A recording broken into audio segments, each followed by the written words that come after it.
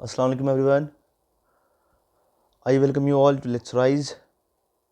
तो स्टार्ट करते हैं अपना आज का डिस्कशन। आज है 10 जनवरी 2023 और आज से हम कोशिश करेंगे कि डेली जो इम्पोर्टेंट डेट्स हैं हम उनके बारे में भी यहाँ पे डिस्कस करें। इससे क्या होगा कि एग्ज़ाम के लिए आप जो है काफ़ी आपके लिए हेल्प हो जाएगी एग्ज़ाम पर्सपेक्टिव से। तो आज 10 जनवरी है, तो 10 जनवरी के दिन हम सेलिब्रेट करते हैं वर्ल्ड हिंदी डे, या आप कह सकते हैं इसे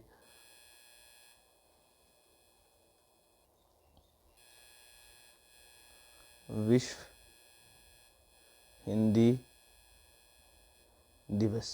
ये कब मनाया जाता है? ये मनाया जाता है आज के दिन जो है 10 जनवरी। तो अब स्टार्ट करते हैं अपना टॉपिक। आज जो हमारा फर्स्ट टॉपिक है वो है ozone layer healing hole will mend by 2066 says United Nations. अब जो ओजोन डिप्लीशन होता है, आपको पता है ओजोन लेयर का फंक्शन, जो ओजोन लेयर होती है स्ट्रेटोस्फेयर में, हम यहाँ पे डिस्कस करेंगे दोनों, जो बैड ओजोन क्या है, गुड ओजोन क्या है। तो जो स्ट्रेटोस्फेयर में जो ओजोन होती है इसकी बात करते हैं पहले। तो ओजोन लेयर हमें बचाती है जो हार्मफुल रेज, जो रेडिएशंस आती हैं सन से, जो यूवी रेज हैं, ठीक है, जो हमारे लिए हार्मफुल होती हैं, उनसे हमें बचाती है। लेकिन बहुत सारे ऐसे हार्मफुल गैसेस होते हैं जो हम यहाँ पे जो एटमॉस्फेयर से जाते हैं, जो हम लोग यूज़ करते हैं, ऐसी चीज़ें जो यहाँ से जो गैसेस प्रोड्यूस होती हैं फैक्ट्री से, व्हीकल से, या और भी जितने भी हम ऐसे अप्लाइंसेस यूज़ करते हैं, जैसे CFCl, जो क्लोरोफ्लोरोकार्बन्स होते हैं, जो रेफ्रिजरेटर्स में यूज़ किए जाते थे, तो वो कॉज करते हैं, वो इफ़ेक्ट करते हैं जो स्ट्रेटोस्फेयर में ओजोन लेयर है उसको। वहाँ पे अगर ओजोन होल हो जाए तो उससे क्या होगा कि जो अगर ओजोन होल हो जाए तो उससे क्या होगा कि जो वो यूवी रेज हैं वो वहाँ से पास होकर अर्थ में आएंगी, जो हमें इफ़ेक्ट करेंगी। तो एक हर 4 साल में एक असेसमेंट किया जाता है देखने के लिए कि उसका जो वो जो ओजोन होल है वहाँ पे क्या चल रहा है, वहाँ पे वो ओजोन होल जो है वो ठीक हो रहा है, या ओजोन लेयर में जो ओजोन होल्स हैं वो बढ़ रहे हैं। तो अभी एक जो नई स्टडी है इसमें देखा जा रहा है कि जो ओजोन लेयर जो वहाँ पे एक अंटार्कटिक रीजन में जो एक ओजोन होल हुआ था वो जो है वो हील हो रहा है, वो ठीक हो रहा है। तो ये कहा जा रहा है कि मे बी 2066 तक वो जो है पूरा हील हो जाए, पूरा भर जाए। ये किसने कहा? ये कहा है यूनाइटेड नेशंस ने। तो इन्होंने कितना टाइम दिया कि अगले कितने सालों में ये बढ़ सकता है, हील हो सकता है, ये इन्होंने कहा है 2066 तक, जो कि आज से कितने ईयर्स बाद 43 ईयर्स। तो ओजोन होल के बारे में हमने डिस्कस किया। आप ये देख सकते हैं अगर ये स्ट्रेटोस्फेयर में ऐसा हो जाए तो ओजोन होल की वजह से जो है काफ़ी इफेक्ट हमें होगा। क्या होगा कि जो ये हार्मफुल यूवी रेज हैं ये अर्थ में आएंगी और हमें बहुत ज़्यादा नुकसान पहुंचाएंगी। अगर हम गुड ओजोन और बैड ओजोन की बात करें तो जो गुड ओजोन होती है वो होती है स्ट्रेटोस्फेयर, जो हमारी लेयर है उसमें होती है। तो ये क्या करती है? ये हमें बचाती है किससे? जो यूवी रेज हैं, जैसे हमने ऑलरेडी डिस्कस किया, उससे कहते हैं गुड ओजोन। दूसरी बैड ओजोन। बैड ओजोन जो नीचे जो लोअर एटमॉस्फेयर में होती है, इससे क्या होता है कि जो O3 जो ओजोन लोअर एटमॉस्फेयर में होती है, जो ग्राउंड लेवल पे अगर होगी तो वो क्या करेगी? वो बहुत सारी प्रॉब्लम कॉज करेगी। बहुत जैसे कुछ एग्जांपल्स यहाँ पे दी गई हैं हेल्थ प्रॉब्लम्स जो हैं, जैसे बच्चों के लिए पर्टिकुलरली, या जो एल्डर जो बुज़ुर्ग लोग हैं उनके लिए, या सभी एजेस के जो लोग हैं इनको वो बहुत सारी प्रॉब्लम कॉज करती है। बहुत सारी हेल्थ इश्यूज़ होते हैं, उनमें एक प्रॉब्लम जो है वो जैसे जो लंग डिजीज़ हैं, अस्थमा जैसी ऐसी बीमारियाँ कॉज कर सकती है अगर O3 पाई जाए लोअर एटमॉस्फेयर में। हम स्ट्रेटोस्फेयर की बात नहीं करें। जो स्ट्रेटोस्फेयर में जो ओजोन लेयर है वो हमें बचाती है यूवी रेज से, इसलिए उसे कहते हैं गुड ओजोन। और जो लोअर एटमॉस्फेयर में पाई जाती है उसे कहते हैं बैड ओजोन। तो ये हमारा हो गया ओजोन होल के बारे में भी। उसके बाद हमने डिस्कस कर लिया बैड ओजोन और गुड ओजोन के बारे में। तो नेक्स्ट एडिटोरियल है हमारा काफ़ी इंपॉर्टेंट, और जो एडिटोरियल है ये एज़ यूजुअल हमेशा इंपॉर्टेंट ही होता है। तो आज है सेंसस के बारे में, ठीक है। इसका जो हमारा आज का एडिटोरियल वो है time to count the census is too vital for the government to delay it any further. अब देखिए, हमें पता है कि जो सेंसस है कितना ज़्यादा इम्पोर्टेंट है। सेंसस से हमें क्या पता चलता है? बहुत सारा डेटा, जैसे पॉपुलेशन के बारे में, जो हमारी बेसिक डेमोग्राफी है, जितना भी हमारा डेमोग्राफिक डिस्ट्रीब्यूशन है। उसके बाद लिटरेसी लेवल क्या है कंट्री के अंदर, उसके बाद कास्ट स्टेटस लोगों का, एजुकेशन लेवल क्या है, वही जो जैसे हमने लिटरेसी के बारे में डिस्कस किया। उसके बाद जितनी भी लैंग्वेज जो हैं, कौन सी लैंग्वेज किस एरिया में बोली जा रही है, इंडिया में कितनी लैंग्वेजेस हैं। उसके बाद रिलीजन जो डेमोग्राफी है इसके बारे में पता चलता है, मैरिटल स्टेटस के बारे में पता चलता है, ऑक्यूपेशन के बारे में पता चलता है, माइग्रेशन स्टेटस के बारे में कि urban to rural, rural to urban, या विलेजेस से जो सिटीज़ में माइग्रेशन होती है। उसके बाद ये सेंसस जो है, अब इन सभी चीज़ों का क्या फ़ायदा है, ये क्यों की जाती हैं। बहुत सारी वेलफेयर स्कीम्स लाई जाती हैं, प्लानिंग्स जो हमारा 5 ईयर प्लान था वो चेंज हो गया, 15 ईयर प्लान हो गया। बहरहाल प्लानिंग क्यों की जाती है, ताकि कंट्री को आगे बढ़ाया जा सके, लोगों के बेटरमेंट के लिए, लोगों के फ़ायदे के लिए जो है ऐसे वेलफेयर स्कीम्स लाई जाती हैं। लेकिन वेलफेयर स्कीम्स जो हैं वो पॉपुलेशन के हिसाब से दी जाती हैं। बहुत सारी ऐसी स्कीम्स होती हैं जो पुअर पीपल को दी जाती हैं, उनका जो इनकम लेवल देखा जाता है, बीपीएल कौन है, फिर एएवाई कौन है, एपीएल कौन है, ये सभी चीज़ें देखने के बाद क्या होता है कि उनको कुछ स्कीम्स के लिए रिज़र्व किया जाता है, उनको स्कीम्स प्रोवाइड की जाती हैं। अब ये स्कीम्स प्रोवाइड अगर करनी है हमें, तो उसके लिए हमें इन सभी चीज़ों का पता होना चाहिए कि जहाँ पे फॉर एग्जांपल अगर हम बात करें लिटरेसी की, कि जहाँ पे लिटरेसी कम है, फॉर एग्जांपल एक पर्टिकुलर एरिया जहाँ पे वीमेन की लिटरेसी रेट बहुत कम है, तो वहाँ पे ऐसी कुछ सोशल वेलफेयर स्कीम्स लाई जाएंगी जिससे जो वीमेन हैं, जो फीमेल हैं, जो गर्ल्स हैं, उनके लिए एजुकेशन ईजी की जाए, एजुकेशन प्रोवाइड करवाई जाए। बहुत सारे गांव में ऐसा है कि अगर माल न्यूट्रिशन की प्रॉब्लम है तो आंगनवाड़ी सेंटर्स के थ्रू, मिड डे मील जो स्कूल में प्रोवाइड किया जाता है उसके थ्रू बच्चों को जो न्यूट्रिशियस फूड जो है प्रोवाइड करवाया जाता है। उसके बाद ऐसी बहुत सारी योजना वेलफेयर स्कीम्स होती हैं, वो हम जब तक सेंसस नहीं होगा, जब तक हमारे पास डाटा नहीं होगा, ऐसा तो है नहीं कि एक पुअर पर्सन और एक रिच पर्सन को, एक अमीर और एक गरीब को बराबर जो है उनको सुविधाएं दी जाए, ऐसा तो नहीं हो सकता।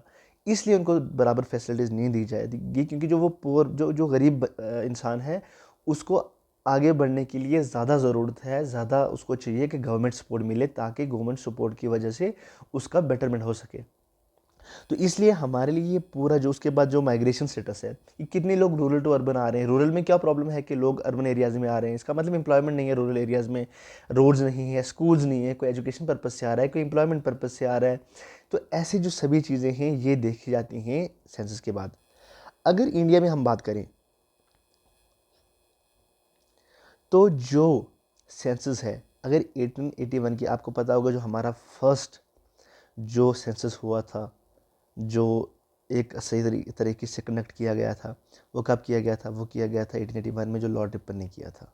मे भी आपको पता होगा, ये लॉर्ड रिपन के थ्रू किया। उसके बाद उसके पहले लॉर्ड मायो ने भी किया था, बट वो जो है उसमें हमारे पास इतना डाटा प्रोवाइड नहीं है, लेकिन जो सही से किया था वो कब किया गया था, 1881 में।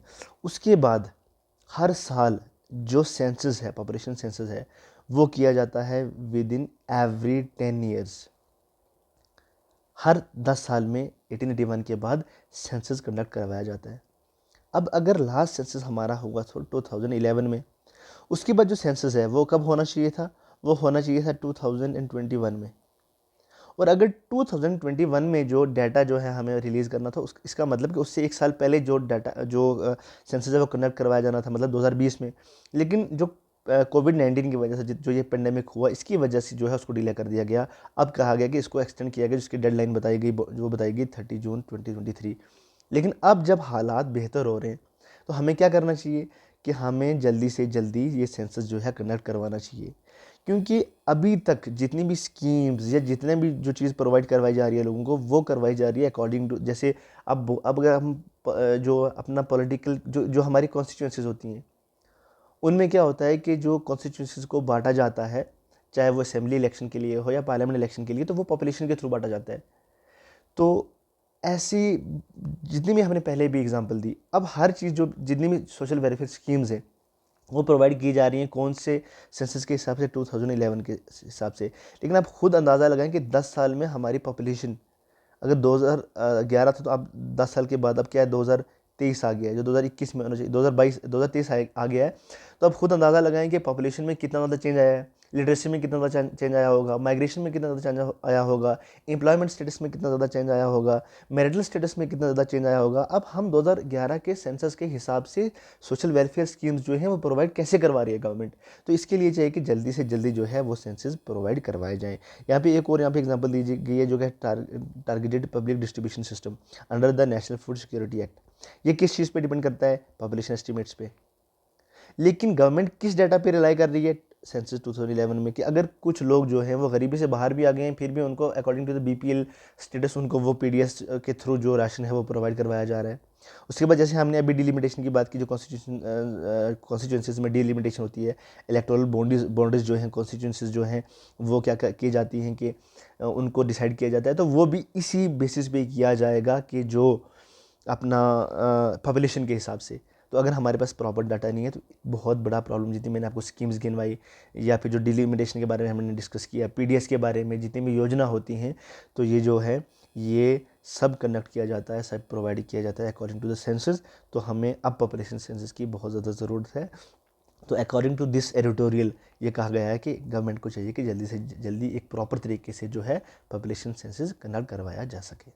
तो ये थे हमारे आज के कुछ इंपॉर्टेंट करंट अफेयर्स और कुछ इंपॉर्टेंट टॉपिक्स जो हमने यहाँ पे डिस्कस किए हैं। तो नेक्स्ट अब चलते हैं अपनी जियोग्राफी के कुछ इंपॉर्टेंट क्वेश्चंस पे। तो फर्स्ट है कि which among the following is the latest refinery established. कौन सी लेटेस्ट हमारी ऑयल रिफाइनरी जो है इस्टेब्लिश की गई है, किस जगह पे की गई है? हमारा ऑप्शन है, वन ऑप्शन जो है हमारा फर्स्ट, वह है Digboi, then Panipat, then Trombay, then Visakhapatnam. इसका जो आंसर है वो आप गेस कर सकते हैं। अगर हम बात करें दिग्बोई की, तो यहाँ पे ओल्डेस्ट, इंडिया की सबसे पहली ओल्डेस्ट या कह सकते हैं आप फर्स्ट ऑयल रिफाइनरी है, तो ये तो आंसर है नहीं।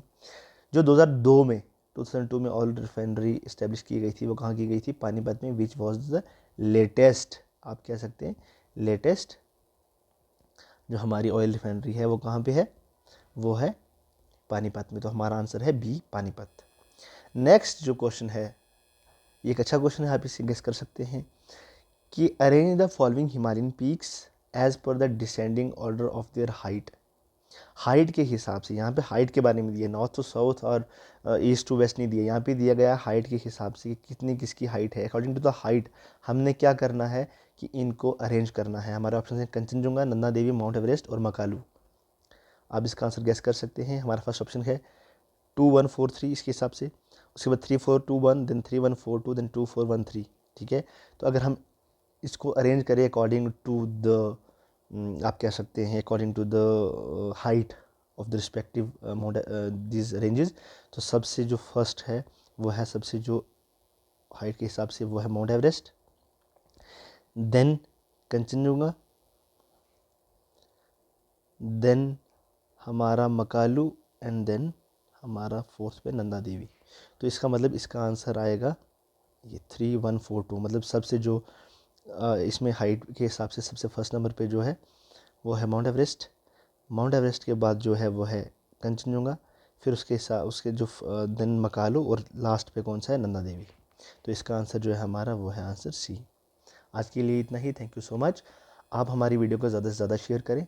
जितनी भी सजेशंस हैं आप हमें कमेंट्स में दे सकते हैं। अगर आपको ये लगता है कि हमने एक चीज़ रियलाइज़ करी है कि जब से हमने एक शिफ्ट किया है हैंड रिटन नोट्स के बाद, जब हम डिजिटल नोट्स अपने प्रोवाइड करवा रहे हैं, तो एक चेंज आया, काफ़ी रिस्पॉन्स उतना बेटर नहीं था as compared to the previous जो हम हैंड रिटन नोट्स जो है प्रोवाइड करते थे। अगर आपको ऐसा लगता है तो आप हमें कमेंट्स में बता सकते हैं कि हमें किस हिसाब से बढ़ाना चाहिए। आप वीडियो को ज़्यादा से ज़्यादा शेयर करें और हमारे चैनल को सब्सक्राइब करना ना भूलें। सब्सक्राइब द चैनल और हमारी वीडियो को ज़्यादा से ज़्यादा शेयर करें। और हमारा टेलीग्राम चैनल जो है लेट्स राइज के नाम से, उसको आप ज्वाइन करें ताकि आपको डेली PDF जो है वो मिल सके और इजीली आप अपने नोट्स बना सकें। टेलीग्राम चैनल का लिंक हम डिस्क्रिप्शन में और कमेंट बॉक्स में प्रोवाइड करवाएंगे। Thank you so much and take care.